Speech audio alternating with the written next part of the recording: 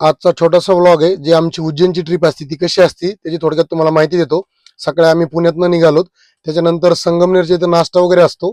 नाश्त्याला मिसळ असती. मिसळ वगैरे पोट भरून मिसळ आहे. त्याच्यानंतर नाश्ता वगैरे झाला. त्याच्यानंतर फोटोशूट केलं आम्ही सगळ्यांनी. आज 3 गाड्या घेऊन चाललो होतो.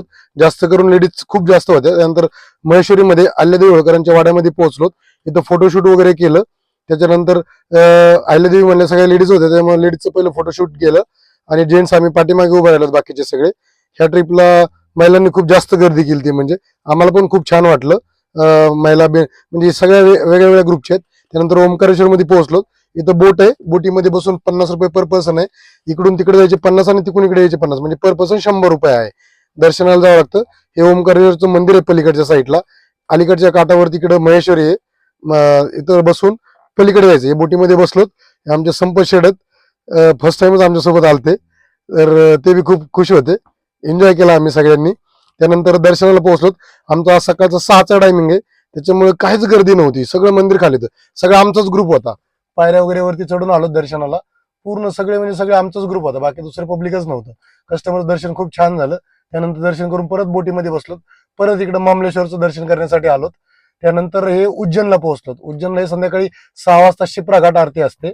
6 ते 7 वाजेपर्यंत 1 तासाची घाट आरती असते. इथं आरती वगैरे केलं. हे सगळे जे फ्रंटला उभे आहेत ते सगळे आपल्या गाडीतलं पब्लिक आहे, कस्टमर आहेत. सगळ्यांनी आरती केली. यातून मुंबई, इंदोर, कोल्हापूर, बेंगलोर असे भरपूर सारे लांबून लांबून कस्टमर आलते. त्याच्यामुळे सगळे खुश होते. त्यानंतर आम्ही इथं आरती वगैरे केली. आरती झाल्यानंतर आता आम्हाला जायचं होतं महाकालच्या दर्शनासाठी. तर आम्ही तर महाकालच्या दर्शनाला पोहोचलो. इथं व्हीआयपी पास भेटतो 250 रुपयाचा. तर आम्ही लाईन मध्ये उभं राहिलो व्हीआयपी पास घ्यायला. अलीकडच्या लाईनला मी होतो आणि पलीकडच्या लाईनला अक्षय उभा होता.